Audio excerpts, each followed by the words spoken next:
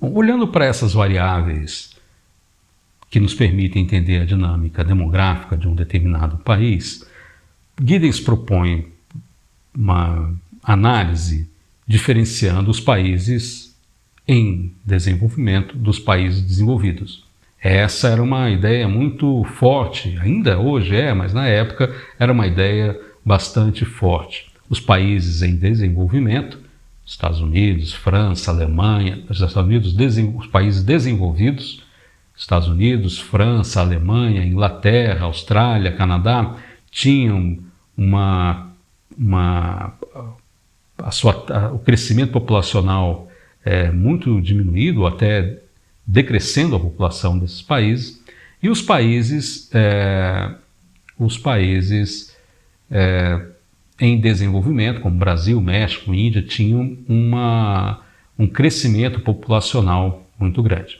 Acontecia nos países desenvolvidos também que a taxa de natalidade era baixa, nasciam poucas crianças, mas a taxa de mortalidade era alta, também era baixa. Isso fazia com que a população se tornasse mais longeva. Havia um envelhecimento muito grande, o que na época era visto como resultado de uma sociedade mais industrializada, um nível de vida melhor, as pessoas vivendo mais, com mais tempo, né?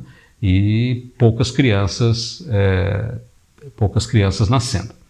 Já nos países em desenvolvimento, né, havia o contrário. A expectativa de vida era mais baixa, muitas crianças, mas também muita mortalidade em todas as faixas etárias. Bom, essa era a ideia que se tinha. A pobreza nos países em desenvolvimento, ou nos países não desenvolvidos, adivinha daquela fórmula malthusiana em que a população era maior do que a capacidade de produzir. Como se dizia no século XIX, a quantidade de bocas era maior do que a quantidade de braços para trabalhar e produzir alimentos. Diz lá o Giddens, então, para a gente na página 606. Virtualmente todos os países industrializados têm hoje pequenas taxas de natalidade e de mortalidade em comparação com o registrado no passado. Então, por que a população mundial aumentou de forma tão dramática? Na maioria dos países menos desenvolvidos, houve um rápido decréscimo da mortalidade, em virtude da introdução relativamente rápida da medicina moderna e dos métodos de higiene. Mas as taxas de nascimento continuaram elevadas. Esta combinação fez com que a estrutura etária dos países menos desenvolvidos seja completamente diferente da dos países industrializados. Ele cita alguns exemplos ali, México, né? Depois ele vai dizer mais adiante. O desequilíbrio na distribuição etária dos países em vias de desenvolvimento contribui para as suas dificuldades sociais e econômicas. As crianças consomem muitos recursos no campo da saúde e da educação, numa altura em que elas próprias ainda não são produtivas em termos econômicos.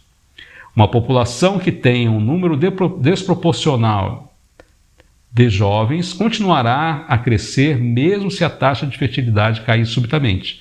O número de raparigas, como eles chamam lá em Portugal, de moças a chegar à idade de procriação, aumentará, de forma que um grande número de bebês irá nascer e mesmo que o tamanho da família diminua, o nível de crescimento da população continuará acima do zero. Essa era a ideia que se tinha lá no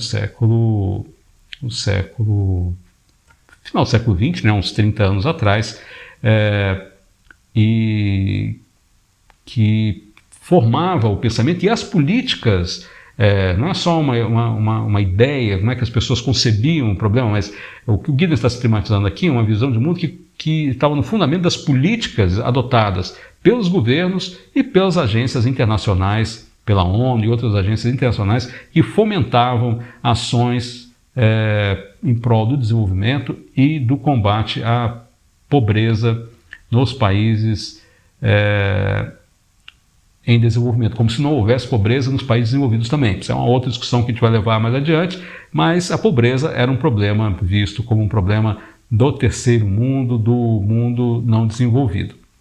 Então vai dizer lá o Giddens mais adiante, O governo institui incentivos como melhor habitação e saúde e educação gratuitas para promover famílias com apenas um filho, enquanto as famílias que têm mais de uma criança têm dificuldades específicas.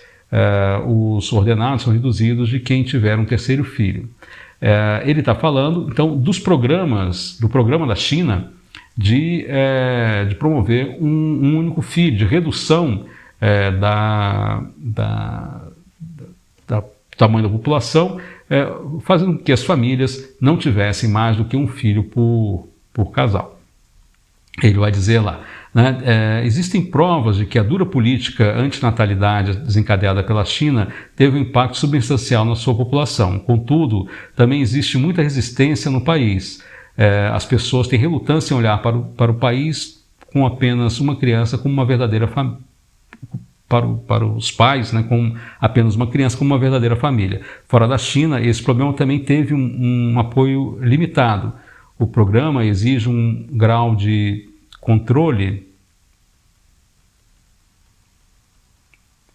centralizado pelo governo, o que não é aceitável ou não está disponível na maioria dos países em via de desenvolvimento. Ou seja, a China, um país comunista, com um governo central forte, pode implementar essa política de filho único. Então seria uma medida mais drástica, levando essa concepção que foi discutida, né, do controle da natalidade como base da redução da população e, por consequência, da pobreza, levada ao extremo. Foi a política implantada pela China a partir de 1996, logo quando Mao Tse-tung morreu e assumiu o governo o Deng Xiaoping, que criou então a nova fase da China com o socialismo de mercado, que é o modelo que a China vive hoje. Nesse mesmo período, a União Soviética se desfez, né, e o Bloco Soviético acabou, e a China continuou como polo comunista, politicamente comunista, mais integrado ao mercado mundial a partir desse modelo de economia socialista de mercado. Bom, o Giddens vai tratar de um outro conceito aqui, que também estava bastante em voga na época, era bastante discutido, que é o conceito de transição demográfica. Diante desses fatores, né, ele vai lembrar o conceito que foi levantado pelo Warren Thompson, que descreve vai dizer que o Giddens aqui, o Warren Thompson, que descreveu um processo de 3 estágios, né, no qual um tipo de equilíbrio da população seria eventualmente substituído por outro à medida que a sociedade atingir um nível avançado de desenvolvimento econômico. Dessa discussão da transição demográfica veio a ideia do bônus demográfico, que é quando você tem uma população jovem ainda, ela está crescendo, mas não tem uma população envelhecida o suficiente. O Brasil estaria vivendo esse bônus demográfico ali entre o final de 1990 até agora, 2020, por ali. Então estaria já perdendo esse bônus demográfico, e começa a ter um envelhecimento maior da população e nem tantos jovens entrando no mercado de trabalho, né? Mas só para a gente voltar aqui ao conceito do Giddens, então, essa discussão, a transição demográfica, ele vai dizer lá o conceito do Thompson, que o Giddens está aqui no texto. Vamos ver lá. No primeiro estágio, inserem-se as condições características na maioria das sociedades tradicionais, nas quais tanto a taxa de natalidade como a mortalidade são elevadas, e a taxa de mortalidade infantil é peculiarmente alta, né? Então, morre muita criança, as pessoas não vivem tanto, né? A população cresce pouco. Essa é a ideia. Isso aconteceu durante a maior parte da humanidade, né, da história da humanidade. O segundo estágio, que começou na Europa e nos Estados Unidos no início do século XIX, com grandes variantes regionais, ocorre quando as taxas de mortalidade caem, enquanto as taxas de fertilidade continuam elevadas. Esta é, portanto, uma fase de crescimento da população e, subsequentemente, substituída pelo terceiro estágio, no qual, com o desenvolvimento industrial, as taxas de natalidade decrescem até o nível em que a população se encontra de novo bastante estável. Bom, Giddens vai falar que há uma discussão em torno disso, né? Mas nós vamos ver que essas informações elas têm outros cenários. Foi idealizado, né, pelo Thompson, mas a realidade é um pouco diferente disso. Mas, de qualquer maneira, nesse cenário, nessa fase 2, se imaginava que seria bastante propício, porque você teria bastante jovens para trabalhar. Na primeira fase é ruim porque há muita morte, pouca gente, a população ela não consegue crescer. Então a pobreza ela deriva da população que não cresce. Na segunda fase você tem a possibilidade de gerar riqueza, porque você tem muitos jovens para trabalhar e ainda não tem uma população envelhecida para poder ter o custo, né, da manutenção dessas famílias com pessoas mais idosas. Na terceira fase industrializada, você já teria pessoas mais idosas e nem tanto jovens. Porém, se imaginava que isso seria compensado, seria estabilizado, porque a industrialização poderia permitir a produção de bens em larga escala para atender a falta de mão de obra, né, da juventude que estaria entrando, e o consumo do pessoal de mais idade, né, também com maior renda, garantiria a economia e entraríamos numa fase de estabilidade. Essa era a ideia, então, que se tinha das fases da transição demográfica.